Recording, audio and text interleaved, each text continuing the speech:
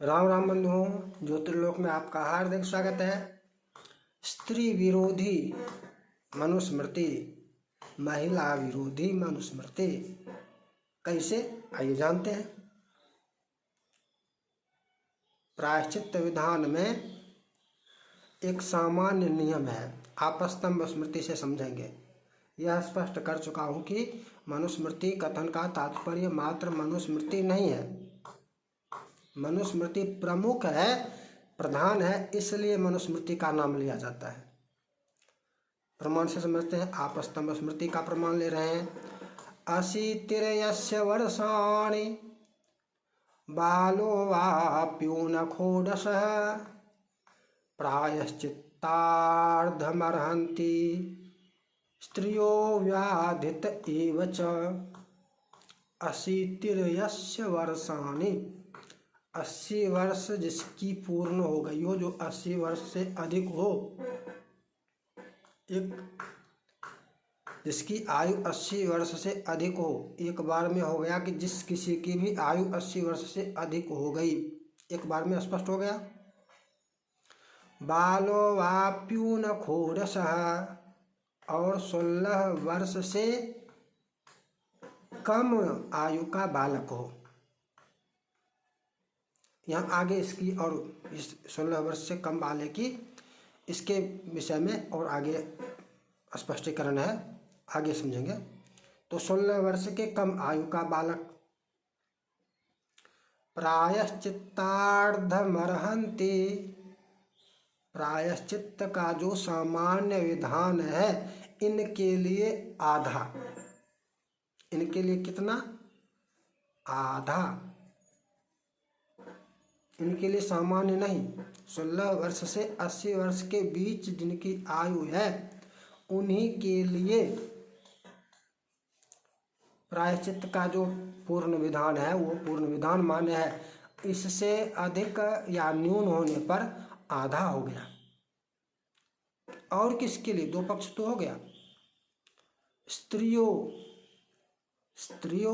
स्त्रियां एक बार में ही कट गई, वर्ण कोई भी हो,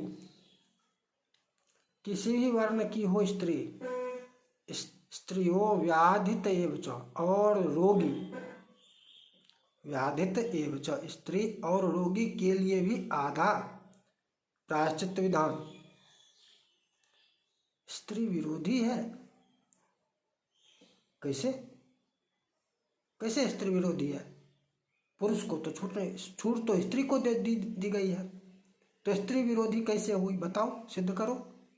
मैं सिद्ध कर रहा हूं कि स्त्री विरोधी नहीं है, शूद्र विरोधी नहीं है। लेकिन जो लोग स्त्री विरोधी कहते हैं, महिला विरोधी कहते हैं, शूद्र विरोधी कहते हैं, उनको सिद्ध करना होगा कि हाँ, इसमें स्त्री विरोधी है। उन चर्चाओं को भी हम आगे लेंगे जो प्रसंग वो लोग उठाते हैं। लेकिन मनुस्मृति को किसी भी एक विषय से, या मनुस्मृति कहने का तात्पर्य यहाँ भी वही ले कि सभी धर्मशास्त्र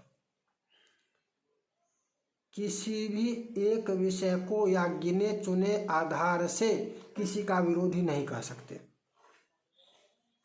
ये कुछ गिने चुने तर्क लेकर कि चप्पल पहनना, ये पानी कुएं पर, मंदिर में प्रवेश, यहाँ से वो भी जुड़ जाएगा। आगे जब चर्चा करेंगे तब सब समझ में आएगी बात। पहले यहाँ पर देखो किसका विरोधी है। स्त्री विरोध कहाँ है? स्त्री विरोधी कहाँ है? बताओ। स्त्रियों के लिए तो आधा प्रायश्चित कर दिया। आयु की सीमा इसमें नहीं रखी। आयु सीमा में इसमें और आधी हो जाएगी। स्त्रियां यदि 80 वर्ष से अधिक हो जाए और 16 वर्ष से कम की हो, तो पुनः और आधा हो जाएगा। आयु यदि अधिक हो तो सामान्य 16 से 80 वर्ष की आयु में सामान्य स्त्री के लिए भी सामान्य प्रायश्चित्त का आधा कर दिया गया है। आधे में हो जाएगा। ये नहीं आधे में ही प्रायश्चित्त हो जाएगा। आधा ही करने की आवश्यकता है, पूरा करने की आवश्यकता नहीं है। कहाँ है विरोधी, ये बताओ। यहाँ तो स्त्रियों को संरक्षण दिया जा रहा है। अच्छा, आयु वाला जो है षोडश वर्ष से न्यून, बालो वाप्यून षोडशः, 16 वर्ष के कम आयु वाले बालक। तो इसमें एक और विशेषता है जो आपके मन में शंका उत्पन्न हो सकती है, चर्चा हो रही है, तो इसी चर्चा क्रम में इसको भी समझना आवश्यक है। न्यून एकादश वर्षस्य पंचवर्षाधिकस्य च, न्यून एकादश वर्षस्य पंचवर्षाधिकस्य च, 16 वर्ष से तो कम है किंतु 11 वर्ष से अधिक रहेगा। 11 से 16 वर्ष वाले के लिए आधा विधान है। उससे भी कम हो, 5 से 11 वर्ष का बालक हो तो चरेद गुरु सुहृद्वापि प्रायश्चित्तम विशोधनम।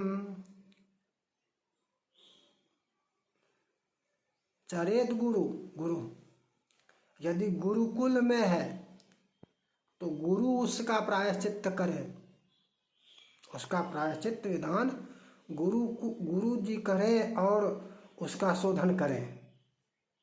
चरेत गुरु सुहृदवापी, घर में है तो जो उसके सुहृद हैं, बंधु बांधव हैं, वो करें। आयु सीमा 5 से 11 है तो अर्थात 5 से कम आयु वाले बालक के लिए कोई प्रायश्चित विधान नहीं है। 5 वर्ष से अधिक, और यहाँ पर उपनयन लेना होगा, उपनीत लेना होगा। और उपनीत नहीं हुआ, यदि सही अवस्था में उपनीत नहीं हुआ, संस्कार नहीं हुआ, तो इसमें तो और ऊपर से अधिक और प्रायश्चित लग जाता है। संस्कार नहीं होने पर भी और प्रायश्चित बढ़ जाता है, तो संस्कार होना आवश्यक होता है इस समय। और प्रायश्चित विधान से यहाँ पर समझने का विषय जो था वो यह था कि स्त्री विरोधी कहाँ है, क्या है स्त्री विरोधी इसमें? इस तो पुरुष विरोधी है। यदि तुम्हारे ही कुतर्कों के आधार पर तुम्हारे दृष्टिकोण से विचार करें तब तो यह पुरुष विरोधी दिखता है, स्त्री विरोध कहाँ है इसमें। पुनः मिलेंगे नई चर्चा के साथ। जय जय श्री राधे।